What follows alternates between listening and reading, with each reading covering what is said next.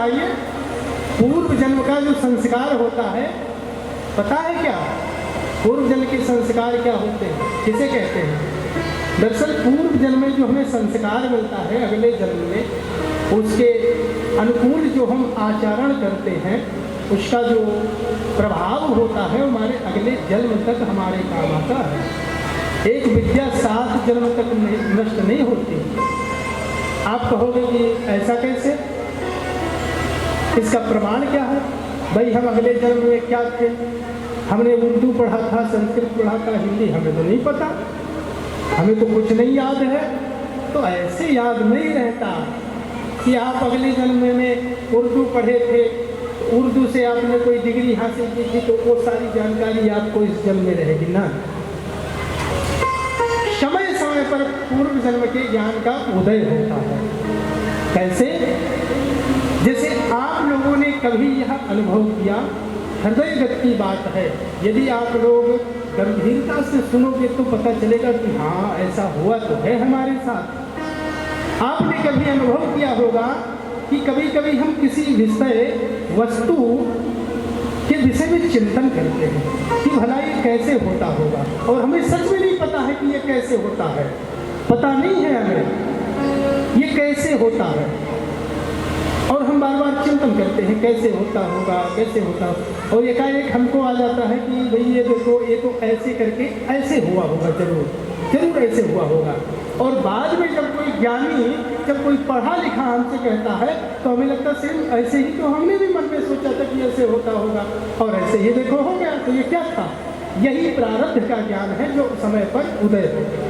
आप विचार कीजिए एक बार, हो सकता है अभी तक आपको समझ ना आ रहा हो, पर जीवन में होता जरूर ऐसे है। कभी कभी कोई प्रश्न हमारे पास आते थे जिनका उत्तर समझ में नहीं आता, उसको करना होता था कि भाई इसका उत्तर क्या होगा, है नहीं?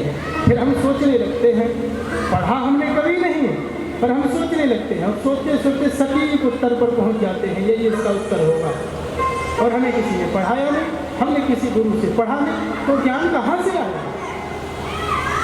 वो प्रारब्ध का ज्ञान है, हमारे पूर्व जन्म का ज्ञान है जो समय पर उदय हो गया। तो समय समय पर हमारे प्रारब्ध का, पूर्व जन्म का ज्ञान और संस्कार उदय हुआ करते हैं। इसी प्रकार राजा परीक्षित के पूर्व जन्म के संस्कार थे, तो ऐसा अपराध होने से उन्होंने अपने आप को बचा लिया।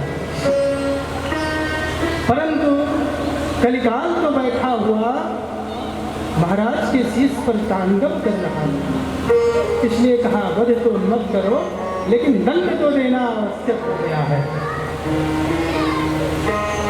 वहीं पर समीप में एक मरा हुआ सर्प पड़ा था। महाराज परीक्षित ने कहा कि दंड तो इन्हें मिलना ही चाहिए, तो इनकी उत्पेक्षा हो जाए, इस भाव से महाराज परीक्षित ने बाण के नोक से सर्प को उठा करके और महाराज शमी के गले में डाल दिया और वहां से चले आए। इधर जब वहां पे छोटे छोटे ऋषि कुमारों ने देखा कि एक राजा जो राजसी भेष में आया हुआ था और हमारे गुरु जी के साथ ऐसी बदतमीजी करके गया है, ऐसा अशिष्टता का व्यवहार करके गया है, तो गुरु जी तो ध्यान में थे, गुरु जी से तो कुछ कह नहीं सकते थे।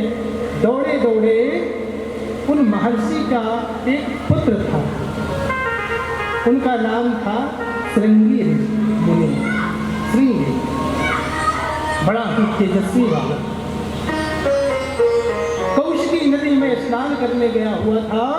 छोटे छोटे बालकों ने जाकर के रोते हुए उन्होंने कहा, सारी घटना कह सुनाई, कैसे कैसे एक राजा ने हमारे गुरुदेव का अपमान किया, तुम्हारे पिताजी का अपमान किया, और जब उस बच्चे ने अपने पिता का अपमान इस तरह से सुना तो क्रोध से आग बबूला हो गया, उसकी आंखें चिंगारी जैसे आग उगलने लगी। वह पुत्र ही कैसा पुत्र जो पिता के दुख को न करे, पिता के अपमान पे जिसे क्रोध ना आए, पिता के ऋण को लेकर के जो चिंतित ना हो, पिता के सिद्धांतों का जो पालन न करता हो। तो कुमार श्रृंगी ने सुना कि हमारे पिता के साथ एक राजा ने ऐसे अभद्रता अशिष्टा का व्यवहार किया है, तो अपने क्रोध को न संभाल सका और हाथ में कौशुकी का जल उठाया और श्राप दे दिया। कहा, जिस अभिमानी मूर्ख आताताई राजा ने हमारे पिता के साथ ऐसा धृष्टता का व्यवहार किया है, मरे हुए सर्प को जिसने हमारे पिताश्री के गले में डाल करके उनका अपमान अनादर किया है, आज से 7वें दिन तक्षक नाग के डसे जाने से उसकी भयंकर भीषण विष की अग्नि भरी ज्वाला में जल करके वह फंस गया। ऐसा भीषण श्राप दे करके वह बालक आश्रम पर आया। महाराज शमित की समाधि टूटी तो महाराज शमित ने बालकों से पूछा कि भाई तुम लोग इतने चिंतित क्यों हो। उन्होंने बालकों ने सारी घटना बताई और कहा, तो तुमने क्या किया? तो कहा, महाराज गुरु भाई श्रृंगी ने उनको दंड दे दिया है। तो दंड दे दिया है, दंड देने वाले तुम लोग कौन होते हो और कौन थे वह राजा? तो कहा, हमें तो नहीं पता है, पर जो भी राजा था बड़ा ही आताताई और अभद्र शिष्टाचार से युक्त था, अहंकारी अभिमानी राजा था, दंड मिलना ही चाहिए उसे।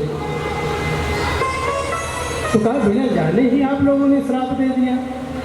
तो जानना चाहिए कौन है, क्यों है, उन्होंने जो कृत्य किया किस लिए किया, कैसे किया।